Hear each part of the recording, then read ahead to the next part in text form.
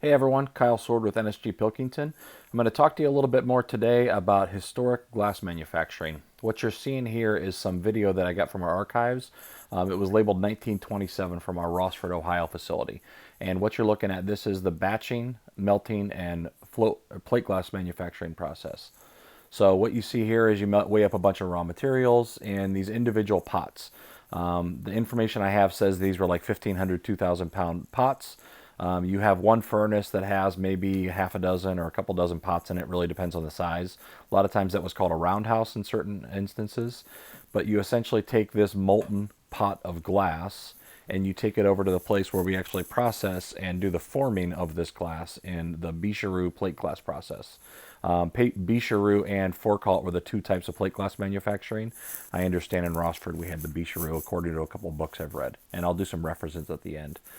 Essentially what you're doing is with these massive pieces of equipment, you're taking this pot or this vat of molten glass and you're pouring it out into the forming area. So what we did in forming is we made it into a solid sheet. So you see, you just dump the whole pot of glass into this, and essentially you have two rollers, one on the top and one on the bottom, and these rollers squeegee out the glass. Typically it's 3/4 of an inch thick. It really depends on the finished product, and it squeegees in between those two and makes a continuous plate of glass. You can see it's maybe 10 foot wide, and it could be pretty long. It depends on how thin the glass is and how long it goes out, but you're going initially from this process onto a solid plate. Eventually it went into a continuous roller process. And then what would happen is after you made it, you have to polish it. So what you're seeing here, this is a top polishing. The polishing evolved over time to go from batch polishing, where you do it in an individual area, then it was continuous top polishing, and then it would go to top and bottom polishing at the same time.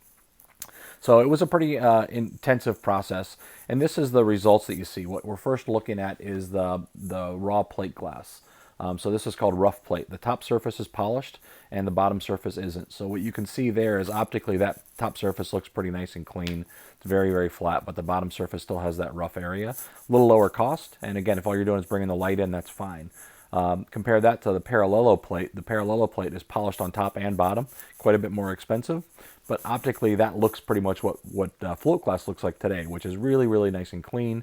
You can see through it on both sides, not a lot of surface distortion, and it's really clear to look through. And we'll contrast that. This is a piece of our low iron glass. Low iron glass or clear glass look pretty similar in terms of compared to the flatness of a glass. You get a lot more light transmission. The last thing I want to talk about is the references. So I got a lot of this information out of our Rossford library, out of our own archives, but The Roots Grow Deep was a really, really good reference book.